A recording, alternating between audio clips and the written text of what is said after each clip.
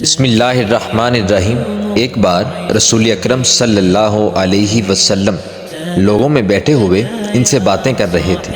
اتنے میں ایک دیہاتی آپ صلی اللہ علیہ وسلم کے پاس آیا اور پوچھنے لگا کہ قیامت کب آئے گی۔ آپ صلی اللہ علیہ وسلم اپنی گفتگو میں مصروف رہے۔ بعض لوگ جو مجلس میں بیٹھے تھے کہنے لگے، آپ صلی اللہ علیہ وسلم نے دیہاتی کی بات سنی لیکن پسند نہیں کی، اور بعض کہنے لگے کہ نہیں، بلکہ آپ صلی اللہ علیہ وسلم نے اس کی بات سنی ہی نہیں۔